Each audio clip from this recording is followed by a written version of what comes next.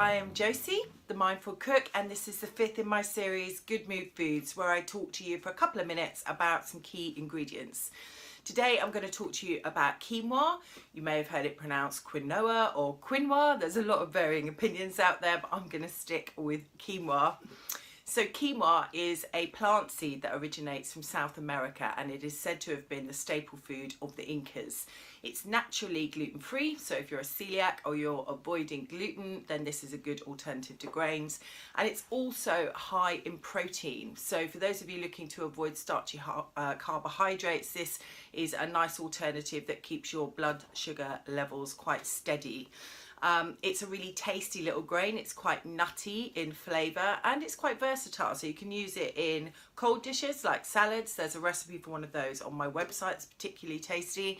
Or some people use it actually as a porridge, so a replacement for oats, as a nice proteinous breakfast start to the day. So it's got a lot going for it. It's also got all of the key amino acids that the body needs for tissues and cells and the like. So it's quite a nutritious little seed indeed.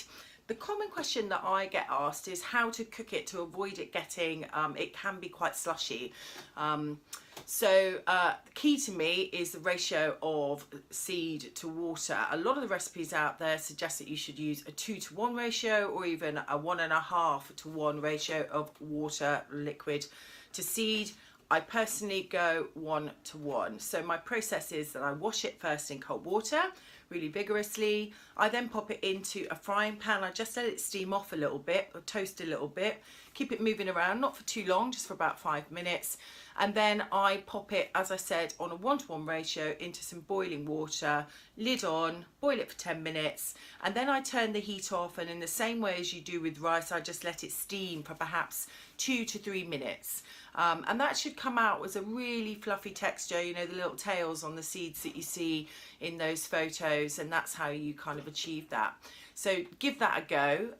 Yeah, like I say, it's a really, really versatile little seed, so you can do a lot of things with it. Good, yeah, I think that covers it. So if you have any questions, as usual, please just drop me a line in the comments box below. Next week, I'm gonna have a look at, a couple of people have asked about good foods to help aid sleep.